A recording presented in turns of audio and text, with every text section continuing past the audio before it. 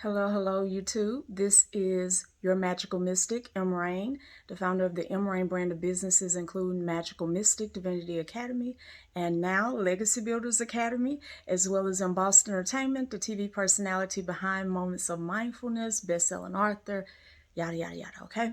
So, most of you here already know me, but for some of you, this may be your very first video. So without further ado, let me jump right into the topic for today because we want to keep these videos extremely short. So there's power in being autonomous, okay? Autonomous meaning self-governed. You hold yourself accountable, you direct your own steps, you accept responsibility for whatever comes out of that. So autonomous is not just doing whatever you want to do, but it's also accepting responsibility for what happens behind that, as well as taking the responsibility of study, research, due diligence before you're just out here acting however, right? So autonomy does not mean, just like sovereignty, it does not mean free from consequences. But that's not my point today. So there is a lot of power that comes from being autonomous. And from being in a space where you do not care so much what other people say, think, and feel. We have become a society where we almost bully each other to agree on certain things. We feel like you got to say it how I say it. You got to do it how I do it. We need to be in agreement with this or we have no room for one another. And the truth of the matter is that we're all individuals and we all bring something unique and beautiful to the table of life, right? And so when we get together, there should be something that keeps us honest, okay?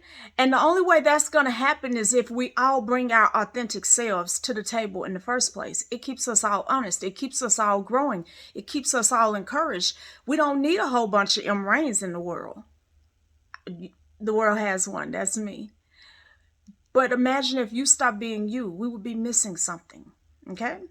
Now, having said that, I have, in the time that I've been a public figure, which has been half my life at this point.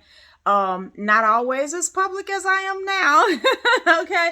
But half my life I've understood public opinion and being caught up in that whole, trying to stroke everybody else's feelings and take care of everybody else's ideologies. And there's a lot of weight and burden to that. Well, after I left Christianity, I also left this ideology that I owe people an explanation for my decisions, right? I also left the ideology that I needed my decisions validated by outside forces who are not going to be paying the consequences for whatever it is that I choose to do in my life. And I teach other people to leave those things behind as well. And that's what I want to talk to you about today. When you weigh too heavy other people's opinions, other people's needs, desires, and all of that, their emotional state, when you take it up on you to carry your emotional state and theirs, you're taking a burden that don't belong to you. It may not feel like trespass because the person is willing to let you carry it, but it is trespass because as long as you're carrying it, they're never learning how to. We are not or should not be a society that has grown so weak that we cannot stand to hear a different perspective. We cannot stand to be challenged in the perspectives that we hold. It is through the challenging of our perspective, the challenging of what we think we know, the challenging of what we think we desire, that we grow and evolve. The world does not need the kind of agreement that causes us all to become robotic. I love tattoos when I see them on other people, but I have no tattoos. I don't want to be stuck with needles like that. I've said I want the tattoo. I do not want the needle or the way that a tattoo would happen. And so for me, I remained ink-free. even while everybody around me was getting inked. Because the truth of the matter is, I have to do what's best for me. Because what I did know about myself is that I could start a tattoo and end up with a line, and that's as far as we got. Never mind, now I got mark on my skin that doesn't mean anything, that doesn't look like anything. It's not beautiful because it's not finished. So why start what you cannot finish, right? Why start dancing to the beat of everybody else's drum? Why make it a goal to make other people happy? Because you can't make them anything that they don't want to be. And if they want to be that, then they will be. You have a life to live. And some people right now are giving up. I had a client who he wants to quit, nursing school. And he never wanted to be a nurse. He always wanted to do other things with music. But he got shamed because he couldn't go to medical school and become a doctor. Grades wasn't good enough. So his family derided him and basically put him in a position where nursing school is the next best thing you can do. You must do something respectable. And he's been suffering through 2 years of school. He got one more left. And he's not happy.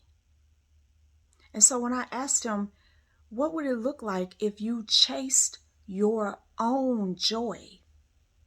If you were in pursuit of your own glee, what does that look like to you? And he said, my family, never let me live it down. They don't have to let you. You can just choose. You can choose you. You could choose your dreams. You could choose your goals. You could choose your own happiness and the pursuit thereof. And they can feel however they want to feel. Your mama gonna always be your mama. Your daddy's gonna always be your daddy. Your sisters and brothers will always be your sisters and brothers, whether they talk to you or not, whether they're happy with what you chose or not. And who knows just how miserable they are. And they may not know it until they see you in your glee. It's a whole lot more riding on your decisions than you know. Being liked is great, but it's not the be all end all. You don't need everybody else's opinions to be in agreement with you. You don't need everybody stroking your ego. You don't need everybody's validation. You don't need all of that stuff. You do need your own approval. You do need to be on your own side. You do need to be living a life that feels fucking good to you.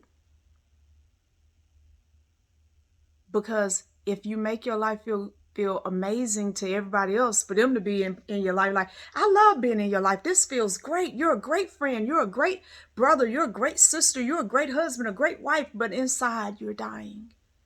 Then what good did that do you? To quote the good book, what does it profit a man to gain the whole world, lose his own soul? It doesn't profit him anything, to answer the question. So being autonomous is powerful, but before you are autonomous in your action, be autonomous in your emotion, be autonomous in your own thought. And from that space, you can make wonders happen in your life. You can make miracles happen in your life and encourage the same in the lives of others. That's what I do. I do it every day. I wake up like this, happy and on. And everybody don't approve, and I can't say that I give two flying fingers. Okay? I can't say that I care. It doesn't matter. I'm happy. And I'm productive. And I'm doing what I love and helping other people do the same. It's worth it. It's worth every disapproving look I get. And I hope that you guys feel encouraged by this. And until next time, have a great day.